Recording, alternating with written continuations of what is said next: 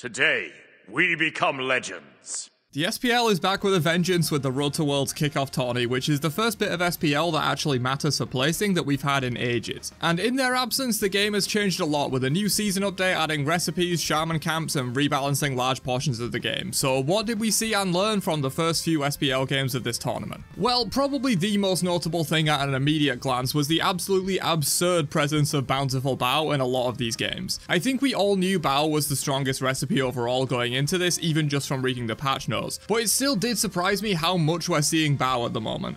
Game 1 of the Glads vs Ferryman had 8 Baos in total. The entire Ferryman roster, including their ADC, had Bao, and everyone on the Glads except Kana and Stuart had it as well. And guess what the Amaterasu and Olaron had? Yeah, the only recipe that comes even close to Bao, the Golden Gooseberries, which were also quite a popular pickup on ADCs, solos, and some Arachnes in jungle. But nowhere near as dominant as Bao. I can probably count the number of times any player bought something other than these two recipes on 2 hands, and there were 6 games played. So yeah, Bao is definitely overtuned, and I think we all felt that even without the SPL play, but now it's clear as day. The item probably needs a nerf either to the refund or the internal cooldown, because no one except dedicated auto-attackers is going anything else right now. The most simple way to nerf this without completely destroying it would probably be increasing the internal cooldown to 10 seconds from the 8 it is right now. I think lowering the cooldown refund to 1 second instead of 1.5 might kill the item, so I think raising the internal cooldown probably the way to go with this one. Next up is a curious delicacy brought to us by Sino, the Hades jungle. But the Hades jungle part isn't what scares me. I've been pretty vocal in the past that it has some potential. It was this highly sus build that Sino went for that threw me. I did try the build myself after the match, you might be seeing that gameplay right now, and it honestly didn't feel too bad. We were in a 4v5 from the start and were winning a good portion of the early and mid game. His clear is insane both for the jungle and for early pressure on mid waves. Dash into 3 at level 2 one-shots archers and you heal your own wave, so you get infinite free pressure on the first few mid waves while you're splitting with the mid. With Blink, his gank potential is solid, and he can invade super effectively as well, since the only thing out securing a Hades is maybe a Bakasura. But yeah, Hades jungle, not as bad as you think. This build though, is Sino cooking with the 11 herbs and spices, or was he smoking the 11 herbs and spices? Well, do keep in mind that this was game 3 after the Ferryman, the defending champs, had already convincingly gone up 2-0 over the Glads, a bottom of the league team with many roster changes, so there could be a small element of just winging a build as you go, cause why not? But this tournament does actually matter for the SPL, as the 2 finalists get to draft their divisions for phase 2. So what was Sino aiming for with this monstrosity, and is it actually beautiful? Well, another strong aspect of Hades jungle is sustaining other allies as you split with them.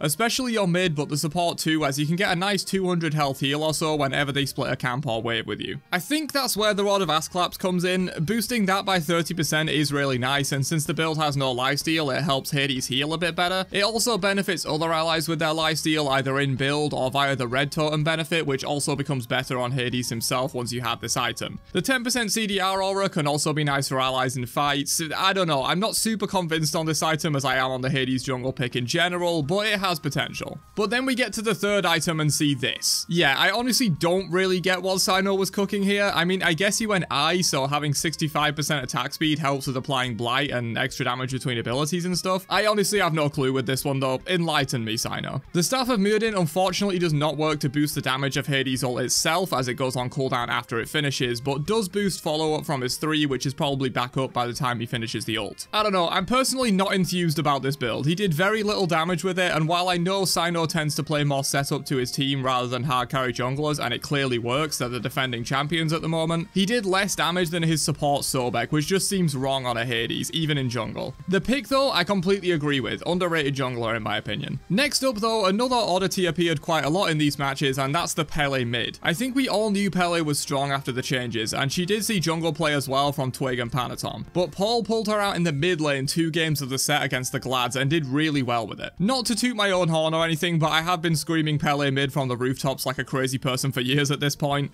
Assassins with high clear taking up a position in mid makes a ton of sense to me, as traditional burst mages are food for assassins throughout most of the game. So the 1v1 usually goes in the assassin's favor as long as they can match the mage's clear. They also do a similar-ish job late game of huge burst damage, but definitely in a different way if you're on an assassin. Of course, you generally want to have a magical carry somewhere else, like a Freya or Ola running ADC, or an Ao Kuang jungle to do this kind of pick, but it's not 100% necessary. But when the comp can be built around them, I think a good handful of ability assassins are amazing in mid. Paul arguably pioneered set mid, and I think he's now in the process of pioneering Pele mid, and I'm all for it. Great player, great pick, and it worked out huge. Perhaps it's time for me to bring it back out. Paul, if you're watching this, bring out the Thor mid. I'll love it. Another interesting one from the Warriors vs Kings set this time was Sot's Odin solo build, where he essentially just rushed a support build and then finished it with 3 stones and went ham. He never died in this entire 30-minute match and was zoning people like a madman. I literally saw him dive Titan Room while his team was still taking to tier 2 at one point. It's slow to get online as Thebe stacks are harder to come by on a solo laner, as are prophetic stacks, since you're usually fighting one damage type only for a lot of the game. But boy, once you get those 2 items online, you're tankier than a support because solos are ahead of the item curve and get these done quicker, and you still do all the usual solo lane stuff. Odin specifically I think was a great pick for this kind of build, as he's already kind of known for being unkillable with his jump, shield, slow into stun, and cage,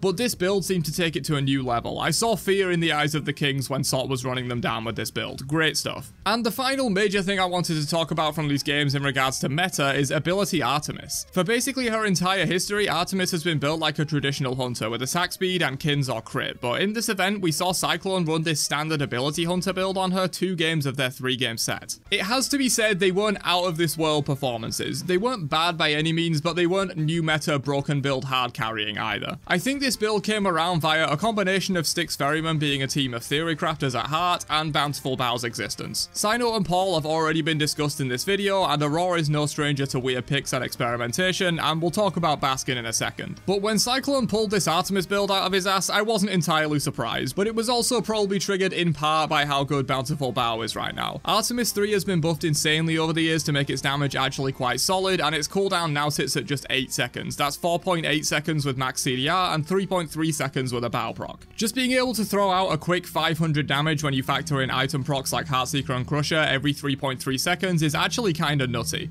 especially since the ability has decent range and is near unmissable. Plus, having max CDR means Artemis ult is up more often, and is one of the most powerful hunter ultimates for teamfights in the entire game, so that's nice too. But the actual final major thing I noticed watching these games was of course Baskin's Upwash solo, which he commented on saying he thinks it's genuinely good. Here's the build. Yeah, if any of you just got dirty bubble meta flashbacks, I apologize, but this build is basically, I'm gonna live forever through tank items and eating corpses that for some reason is max health based and doesn't scale at all with power. So with a build like this, you actually heal way more from eating corpses than normal. Your damage does suffer a bit, of course, but not by as much as you'd think thanks to the 3 ability proc items and Pribwin. Tablet and Reaver give consistent damage on low cooldown spam, E-Staff gives some burst and extra max HP for your passive, while the rest is just full tank to be as unkillable as possible. I mean hell, he even went alt timeline in this build just to make sure he never dies, and he somewhat succeeded in that goal, only dying once in 34 minutes while out damaging his entire team. Yeah, Baskin is arguably the best solo laner in the league at the moment. The only one who comes even close is Sot, and I do believe he's cooking here. This build is intersect approved for consumption. But yeah, that's all the major things I wanted to talk about from the SPL kickoff land. There are some other noteworthy mentions, like Martikara still had a very strong presence even after the heavy nerfs. Arachne had a really good showing in jungle. Wukong also had a very high pick ban rate, something we probably all expected, and Yamoja made a bit of a resurgence, mainly from Quig and genetics. There's still more SPL to come in this event, and if we get any more crazy stuff like this in the future sets, I can make another video talking about it if you guys enjoyed this one. It's sort of a new video style, but I'm finding the SPL very intriguing at the moment, and I hope I was able to break down these cooks in a fairly simple manner. Catch you guys in another one later on. Have a great day, and peace out, you nerds.